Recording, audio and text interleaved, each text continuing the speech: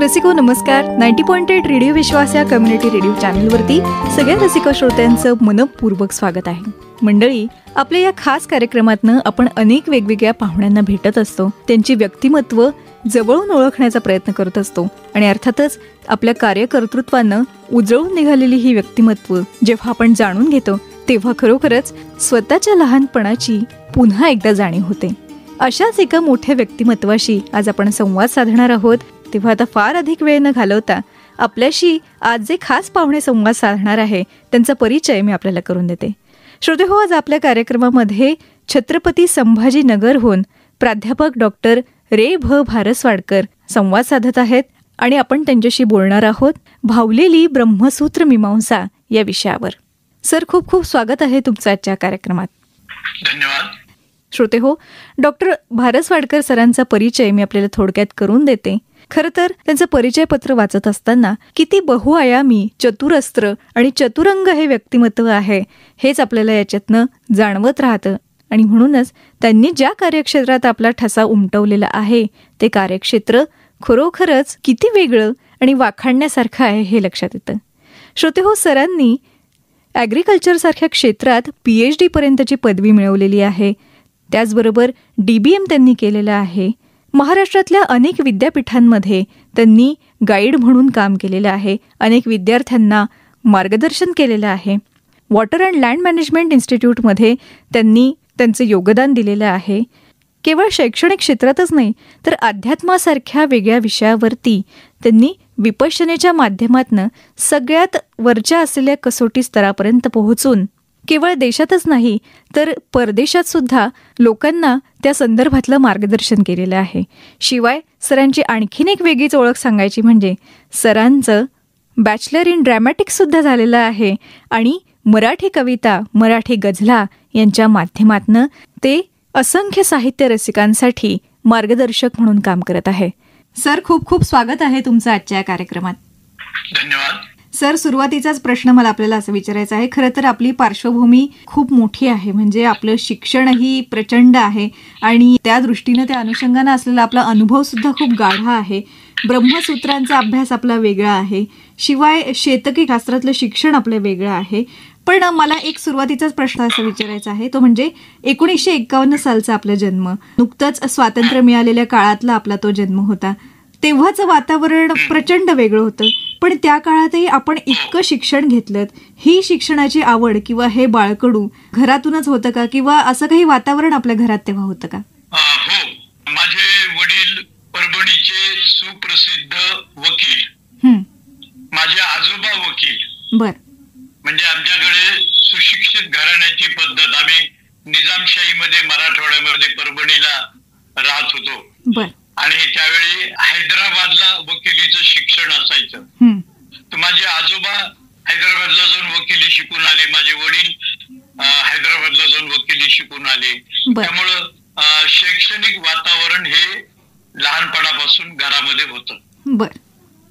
अच्छा, म्हणजे त्यामुळेच एकंदर आपण स्वतःहूनच उद्युक्त झालात आणि आजूबाजूचं वडिलांचं म्हणा किंवा आजोबांचं क्षेत्र बघून आपल्यालाही ती आवड निर्माण झाली आणि त्या दृष्टीनंच आपण इतकं मोठं शिक्षण त्या काळ घेतलं. त्यावेळेसच्या शिक्षणात सुद्धा भरपूर फरक असेल आत्ताचा जेव्हा काळ आपण बघतोय तेव्हा. म्हणजे आपण उच्च विद्या विभूषित आहातच आणि शेतकी विषयातही आपण अनेक पदव्या घेतल्या, PhD केली, अनेक कॉलेजेस, युनिव्हर्सिटीतनं आपण गाईड म्हणून महत्त्वाचं योगदान दिलं.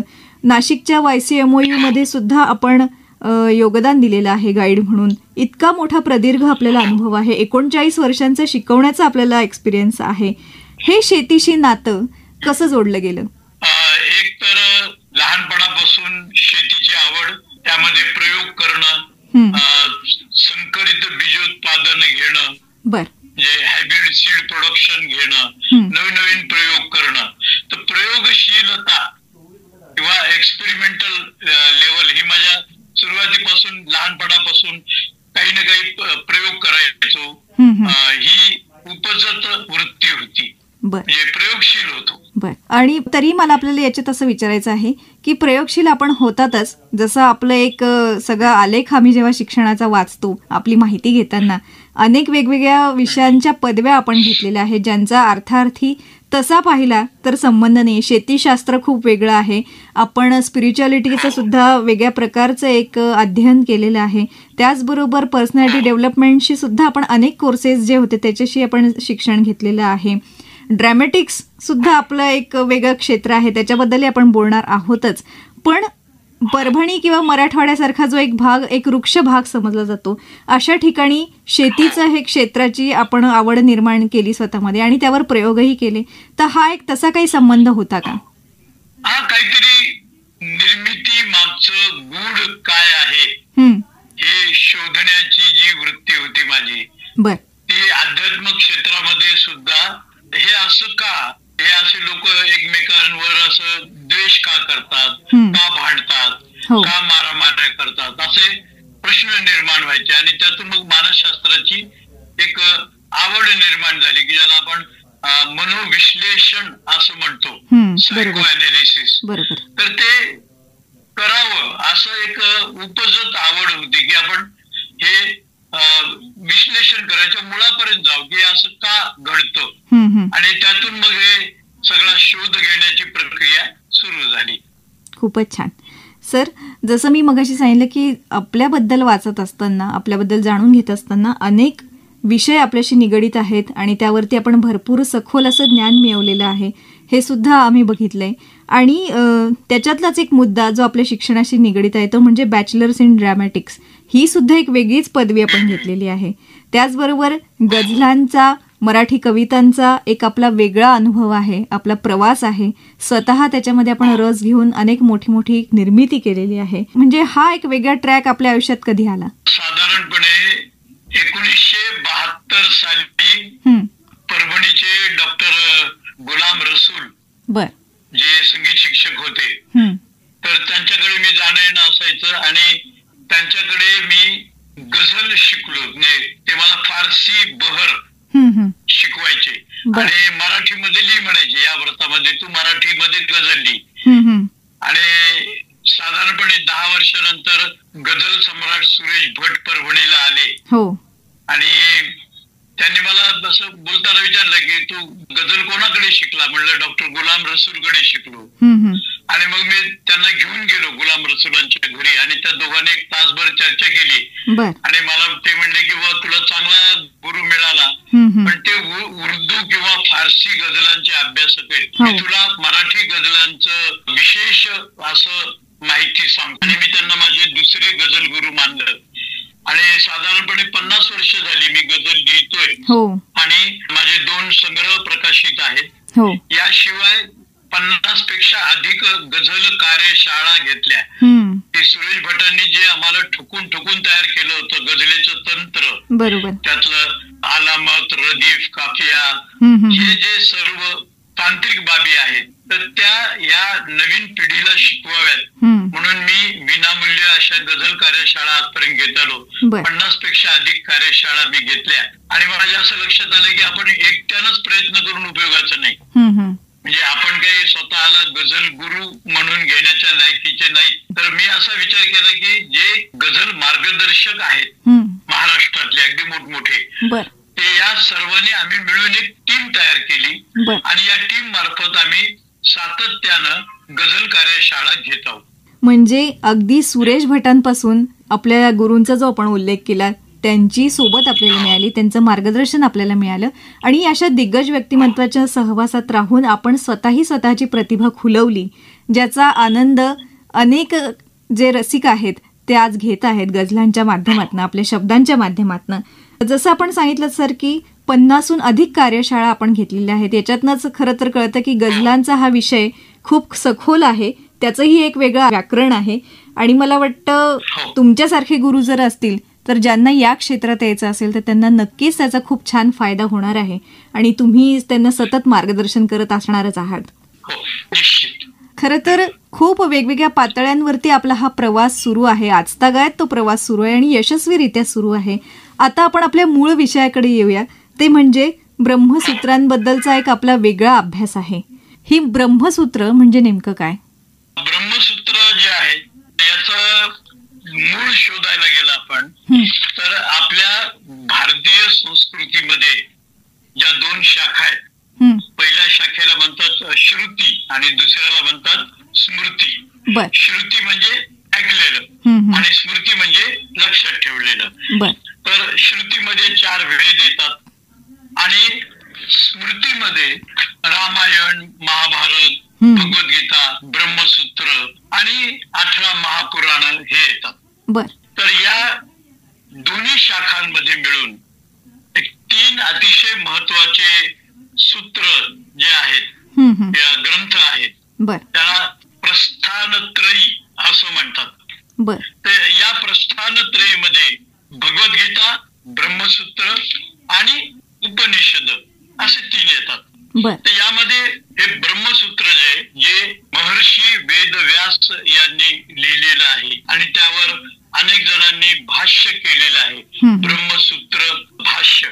तर हा जो ग्रंथ आहे ब्रह्मसूत्र, तर मी असा विचार केला की हा खूप प्राचीन ग्रंथ आहे, संस्कृत मध्ये लिहिलेला आहे आणि आजच्या काळातल्या तरुण पिढीला, म्हणजे मी जे याविषयी लिखाण करतोय किंवा बोलतोय ते आजची जी सुशिक्षित तरुण पिढी आहे, या तरुण पिढीला या ब्रह्मसूत्रातले 5-6 असे सूत्र आहेत की ज्याचा जर आपण अर्थ समजून घेतला, त्याचे काय फायदे होणार आहेत आपल्याला समजून घेतलं आणि ते कसा अवलंब करायचा, म्हणजे आपल्या आचरणात कसं आणायचं हे जर समजून घेतलं तर आजच्या या तरुण पिढीचा खूप मोठा फायदा होऊ शकतो. ही माझी ब्रह्मसूत्राची गेली 30-35 वर्ष मी जो अभ्यास करतोय त्या अभ्यासातून माझ्या हे लक्षात आलं की अवलंब करणं महत्वाचं, नुसतं थिअरॉटिकल ज्ञान हे काही कामाचं नाही, ते प्रत्यक्ष अवलंब कसा करावा आणि का अवलंब करावा, मी अवलंब केल्याने काय होणार आहे. आजची जी सॉफ्टवेअर टेक्नॉलॉजी मधली जी पिढी आहे किंवा जी विज्ञाननिष्ठ पिढी आहे, तरुण पिढी आहे, अशा मंडळींना अनेक व्याधी तरुण वयामध्ये, विशेषतः ज्याला मनोकायिक आजार म्हणतात, सायकोसोमॅटिक डिसीजेस, यांचा सामना करावा लागतो. तर माझ्या असं लक्षात आलं की आपण जर या 4-5 सूत्रांचा जर प्रचार प्रसार केला आणि लोकांना समजावून सांगितलं की हे 4-5 सूत्र तुम्ही प्रत्यक्ष आचरणात आणा, तर या सगळ्या व्याधींपासून आपली मुक्तता होईल. म्हणून मी हा विषय जास्त चर्चा करण्यामध्ये मला आवड निर्माण झाली. अर्थातच जसं आपण सांगितलं की महर्षी व्यासांपासून याची निर्मिती झालेली आहे, म्हणजे खूप प्राचीन शास्त्र आहे, पुरातन शास्त्र आहे आणि आजच्या काळामध्ये त्या गोष्टींचा संबंध लावून, ते संदर्भ लावून आपण नव्या पिढीला काहीतरी चांगलं देऊ पाहत आहात. नक्कीच ही खूप महत्वाची गोष्ट आहे. मला आपल्याला पुढे असं विचारावंसं वाटतं की ब्रह्मसूत्र आपण काय आहेत ते सांगितलं आणि असंही बोलताना सांगितलं की यातली काही निवडक ब्रह्मसूत्र जर आपण घेतली तर त्याचा वापर करून आपण एक उत्तम आयुष्य जगू शकतो. तर त्यातली ही निवडक ब्रह्मसूत्र कुठली आहेत? आता या निवडक ब्रह्मसूत्रांमध्ये मी जी 7 सूत्र निवडलेली आहेत, त्यामध्ये ब्रह्मसूत्रामध्ये 3-3-54 म्हणजे 3-3-54 काय आहे, या ब्रह्मसूत्राचे 4 अध्याय आहेत आणि प्रत्येक अध्यायामध्ये त्याचे जे भाग आहेत ते 4-4 भाग आहेत. त्यांना पाद असं म्हणतात. पाद, अध्याय 4, प्रत्येक अध्यायामध्ये 4 पाद, म्हणजे एकूण 4 अध्यायामध्ये मिळून 16 पाद आणि 555 ब्रह्मसूत्र आहेत. तर यामधले आपल्याला कोणते उपयुक्त ठरतील, तर 3-3-54 मध्ये आता मी संस्कृत मधलं काही वाचून दाखवत नाही, एक तर माझा संस्कृतचा अभ्यास नाही, संस्कृतचं उच्चारणही मला व्यवस्थित येत नाही, त्यामुळं मी मराठीमध्ये त्याचा अर्थ सांगतो की हे जे सूत्र क्रमांक 3-3-54 आहे त्याचा मराठीमध्ये अर्थ आहे की देहाहून आत्मा भिन्न आहे. म्हणजे माझा आत्मा वेगळा आहे आणि माझं शरीर वेगळं आहे. आता हे जे सूत्र आहे याचा आपल्याला प्रत्यक्ष अनुभव घेता येतो, हे मी विशेषत्वानं सांगतो आहे की मी वेगळा आहे आणि माझे विचार वेगळे आहेत. म्हणजे आपले विचारांचं उगमस्थान काय आहे, बिंदू आहे, बरोबर आहे, आणि मेंदू हा आपल्या शरीराचा एक भाग आहे. बरोबर. म्हणजे माझं शरीर किंवा माझे विचार हे वेगळे आहे आणि मी जो आत्मा किंवा जीवात्मा, ज्याला चैतन्य, स्पिरिट असं काही विज्ञानाच्या भाषेत म्हणता येईल, तो वेगळा आहे. बर. याची अनुभूती ज्या व्यक्तीला येते की अरे खरंच की मी वेगळा आहे आणि माझं शरीर वेगळं आहे, माझे विचार वेगळे आहेत, हा अनुभव एका छोट्याशा ध्यानाच्या प्रयोगातून प्रत्येकाला करता येतो. बर. आणि हा आपण करून हा अनुभव, ही अनुभूती आपण सर्वांनी घ्यावी, इतकं ते सोपं आहे. फक्त त्यामध्ये थोडस सातत्य ठेवणं गरजेचं आहे. ते लगेच आपल्याकडे जशी म्हण आहे ना की पी हळद आणि हो गोरी, तसं एका झटक्यामध्ये ते आपल्याला अनुभूती येईलच असं नाही. आपण रोज 5-5, 10-10 मिनिटं जर सातत्यानं अभ्यास केला तर देहाहून आत्मा भिन्न आहे याची प्रचिती, याची अनुभूती, याचा अनुभव कोणीही व्यक्ती घेऊ शकतो, जसा मी तो घेत आलेला आहे. बर. हे पहिलं सूत्र आपण सांगितलं. हे जे अनुभव घ्यायचा तो कसा घ्यायचा हे खूप महत्वाचं आहे ना, कारण नुसतं थिअरी सांगून उपयोगाची नाही. आता हे माझं जे बोलणं ऐकत आहेत त्यांना असं वाटलं किंवा देहाहून आत्मा भिन्न आहे याची मला प्रचिती घ्यायची, तर मला अनुभव घ्यायचा आहे. तर तुम्ही कसा अनुभव घेता, मी कसा अनुभव घेऊन पाहू की खरंच माझा देह वेगळा आहे, म्हणजे माझे शरीर वेगळं आहे, या शरीरामधून निर्माण होणारे विचार ते वेगळे आहेत आणि खरा माझा जीवात्मा किंवा आत्मा किंवा चैतन्य हे वेगळं आहे. याची अनुभूती घ्यायची असेल तर त्यासाठी एक सोपी पद्धत मी आपल्याला सांगू इच्छितो की जेणेकरून माझ्या या बोलण्याचा आपल्याला निश्चितपणे काहीतरी फायदा होईल. बरोबर. काय करायचं की सुरुवातीला आपण एक 5 मिनिटं डोळे बंद करून एका जागी बसायचं. बर. आणि बसल्यानंतर काय करायचं तर मी माझ्या मनात येणाऱ्या विचाराकडे तटस्थपणे किंवा अलिप्तपणे पाहायचं की या क्षणी माझ्या मनात कोणता विचार येतोय. त्या विचाराकडे सर्वसाधारणपणे जनरली काय होतं की मी आणि माझे विचार हे एकजीव झाल्यामुळं आपण अज्ञान स्थितीमध्ये जीवन जगत असतो. त्यामुळं आपण हे सेपरेशन करू शकत नाही. पण ठरवून आपण बसलो की मी माझ्या मनात येणाऱ्या विचाराकडे तटस्थपणे पाहणार, मग आपण डोळे मिटून बसलो तर आपल्या मनामध्ये उदाहरण देऊन सांगते, गमतीदार उदाहरण देतो की मी डोळे मिटून बसलो आणि माझ्या मनामध्ये उदाहरणार्थ चिंच खाण्याचा विचार आला.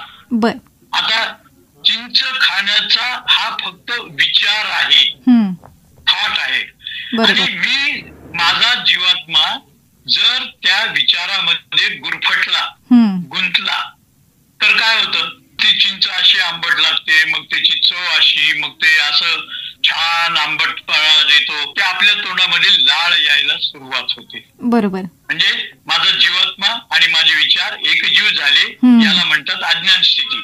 मी तटस्थपणे या चिंचेच्या विचाराकडे पाहू लागलो. उदाहरणार्थ असं आहे का, माझ्या मनात आता चिंच खाण्याचा विचार येतोय, ठीक आहे, विचारच आहे, येऊ द्या. मी तटस्थपणे माझ्याच मनात येणाऱ्या विचाराकडे जेव्हा असं जागरूकपणे पाहतो, कशाचा विचार आहे, काय विचार आहे, तेव्हा तो विचार हिरमुसला होतो की हा बाबाजी आपल्याला काही भाव देईन. बरोबर. मग तो हुरमुसला होतो आणि निघून जायला लागतो. तर तो जात असेल तर त्याला जाऊ द्यायचं. म्हणजे 3 स्टेप करायच्या. एक, मनात येणाऱ्या कोणत्याही विचाराला अडवायचं नाही. नंबर 2, आलेल्या विचारामध्ये गुंतायचं नाही. आणि तो जर विचार निघून जात असेल तर त्याच्या पाठीमागे जायचं नाही. बरोबर. याची जर आपण प्रॅक्टिस केली 5 मिनिटं, 10 मिनिटं, 15 मिनिटं, तर आपल्या असं लक्षात येतं की आपण जागरूकपणे जसं त्या आपल्या मनातल्या विचाराकडे पाहतो तसं त्या विचारामध्ये गुंतण्याची आपली जी अज्ञान स्थितीची सवय आजपर्यंत आपल्याला लागली होती, बरोबर, ती हळूहळू कमी व्हायला लागते. आणि मी नंतर डोळे उघडे ठेवून सुद्धा माझ्या मनात येणाऱ्या विचाराकडे पाहू शकतो. जसं मी आता तुमच्याशी बोलत असताना माझ्या मनात येणाऱ्या विचाराकडे मी कसं पाहतोय, तटस्थपणे पाहतोय, अलिप्तपणे पाहतोय, जणू काही कोणाचे तरी दुसऱ्याचे विचार आहेत. बरोबर. अशा पद्धतीनं त्याकडे पाहणं, यातून आपल्याला प्रत्यक्षात अनुभव येतो की अरे खरंच मी वेगळा आहे. मी म्हणजे माझ्यात असलेला जीवात्मा किंवा आत्मा किंवा चैतन्य किंवा स्पिरिट हे वेगळं आहे, आणि हे जे शरीर आहे या शरीरापासून, शरीराच्या मेंदू नावाच्या अवयवापासून जी विचारांची उत्पत्ती होत आहे ते शरीर वेगळं आहे. त्या माझ्याच मनात येणाऱ्या विचाराकडे मी जेव्हा अलिप्तपणे, तटस्थपणे, बाय एलिनिएशन पाहतो, ती ज्ञानस्थिती. आणि यामध्ये आपल्याला एकदा का ही अनुभूती आली की आपण एकदम ज्ञान स्थितीमध्ये राहतो की खरंच मी म्हणजे माझं शरीर नाही, माझं शरीर वेगळं आणि मी वेगळे. हा सगळ्यात महत्वाचं ब्रह्मसूत्र आहे. खूपच छान. म्हणजे सर, ह्या पहिल्याच सूत्रातनं एक महत्वाचे जीवन जगण्याची एक शैली समजली, एक सूत्र कळालं. ते म्हणजे की जसं तुम्ही अगदी सुरुवातीलाच उल्लेख केलात की सायकोसोमॅटिक डिझीज, जे आपण मनातनं विचार करतो ते कुठेतरी आपलं शरीर रिॲक्ट करत असतं, आणि कदाचित मन जेव्हा कुठेतरी गुंतून राहतं आणि त्याचा ओव्हर थिंकिंग व्हायला सुरुवात होते, आणि वेगवेगळ्या माध्यमातून ते आजार त्या माणसाला, त्या व्यक्तीला जडू शकतात. आणि अगदी आपण छान समजावून सांगितलं की तटस्थपणाने कुठल्याही गोष्टीकडे जेव्हा आपण बघायला शिकू तेव्हा नक्कीच दोन गोष्टींमध्ये फरक करायला, योग्य अयोग्य ओळखायला ते मदत होईल असं इथं म्हणता येईल. खूपच छान सर. सर, आपण खूप छान माहिती देत आहात, पण खरं तर हा विषय इतका मोठा आहे की केवळ एका भागात त्याविषयी आपल्याला संपूर्ण बोलता येणार नाही, आणि म्हणूनच पुढच्या भागात सुद्धा आपण भेटणार आहोत, या विषयावरती संवाद साधणार आहोत. श्रोतेहो, याबरोबरच वेळ झालेली आहे इथे थांबण्याची, तुमचा निरोप घेण्याची.